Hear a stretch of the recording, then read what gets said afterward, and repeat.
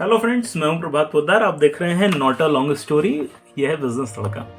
तो एक बहुत ही इम्पॉर्टेंट डेवलपमेंट हो रहा है, वो है बैंक अश्योरेंस से रिलेटेड। अब ये बैंक अश्योरेंस क्या होता है? तो बैंक अश्योरेंस का मतलब होता है जब एक बैंक और एक इंश्योरेंस कंपनी आपस में कॉन्ट्रैक्ट करते हैं और बैंकर्स एक इंश्योरेंस कंपनी के प्रोडक्ट को अपने ब्रांच में बेचते हैं। आपने कई बार देखा होगा कि आप जाते हैं किसी बैंक में तो सामने वाला आपको कहता है ना, इसका इंश्योरेंस ले लो, उसका इंश्योरेंस ले लो। और ये क्यों इम्पोर्टेंट है? क्योंकि कंपनियों के, इंश्योरेंस कंपनियों का एक बहुत बड़ा जो बिजनेस है वो बैंकों से आता है।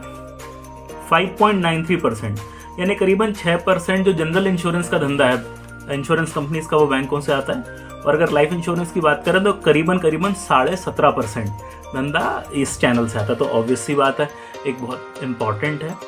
अब दिक्कत ये हो रही है कि यहाँ पे हो रही है मिस सेलिंग। मिस सेलिंग का अर्थ होता है जब गलत बता के, कुछ इन्फॉर्मेशन गलत इन्फॉर्मेशन दे के इंश्योरेंस बेचा जाए। और इंश्योरेंस सेक्टर में माना जाता है मिस सेलिंग एक बहुत बड़ी समस्या है।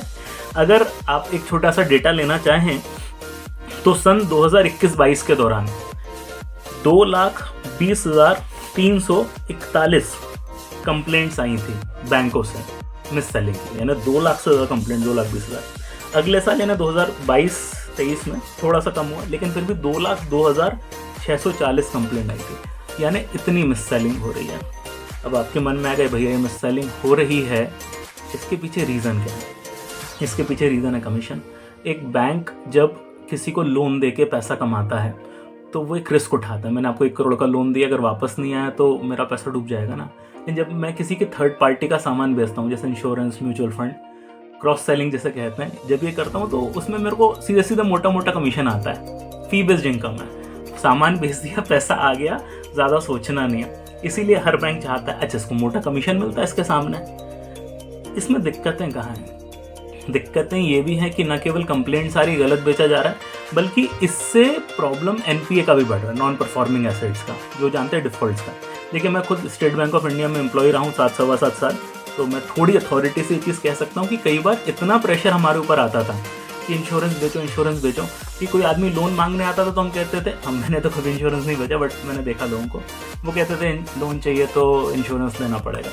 अब सामने वाला कई बार कमज़ोर होता था, यानी लोन वापस करने लायक नहीं होता था, लेकिन हम उसको इंश्योरेंस बेचने के कारण हमें भी कमीशन मिलेगा, बैंक को और फ़ायदा होगा, ऐसे कमज़ोर लोगों के हाथ में हम लोग कई बार लोन दे देते थे। तो जाहिर सी बात है डिफ़ॉल्ट तो बढ़ेंगे, तो ये एक बहुत बड़ा इशू है। दूसरी दिक्कत ये कि कई बार हम जिनको लोन इंश्योरेंस बेचते हैं, भाई उनको हर साल उसका प्रीमियम भरना है, लेकिन ये प्रीमियम फर्स्ट ईयर के बाद बहुत तेज़ी से ड्रॉप होता है। देखिए, अगर आपने 3 साल तक इंश्योरेंस का प्रीमियम नहीं भरा तो आपका पैसा करीबन पूरा डूब जाता है।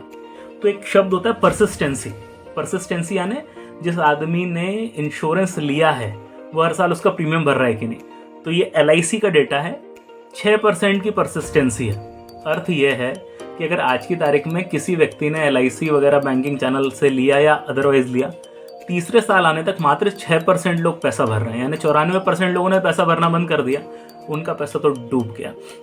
ये बहुत बड़ी दिक्कत है। अब इसको रोका कैसे जाए? इसके लिए जो फाइनेंस सर्विस सेक्रेटरी हैं, उन्होंने बैंकों के अधिकारियों से चर्चा करी और उन्होंने कहा कि कैसे हम इंश्योरेंस की मिस सेलिंग को रोकें, क्योंकि कहीं ना कहीं NPA की समस्या बढ़ रही है, कंप्लेंट्स बढ़ रही है, और हम ये भी चाहते हैं कि भारत में इंश्योरेंस ज़्यादा से ज़्यादा लोगों तक पहुँचे। तो जो कुछ चीज़ें इन्होंने स्टेप सोचे हैं जो उठाए जा सकते हैं, वो है कि कैप ऑन कमीशन, यानी कि कितना कमीशन बैंकों को या उनके एम्प्लॉयज़ को मिलता है उसको रोक दिया, या 15% ज़्यादा मत दो। तो भाई बहुत कमीशन नहीं मिलेगा तो शायद मिस सेलिंग नहीं करोगे। डिस्क्लोजर ऑफ कमीशन, कितना कमीशन आप कमाने वाले हो ये आप बताओ ग्राहक को।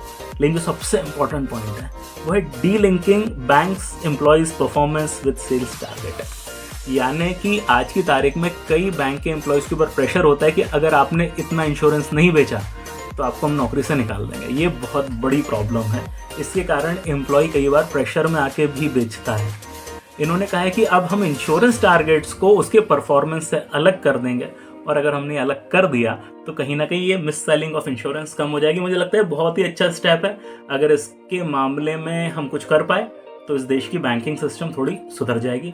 उम्मीद करते हैं वीडियो आपको अच्छा लगा होगा। अच्छा लगा तो प्लीज़ सब्सक्राइब, और कोई भी विषय जिस पे आप चाहते हैं हम वीडियो बनाएं तो बताइएगा ज़रूर। मिलेंगे अगले वीडियो में।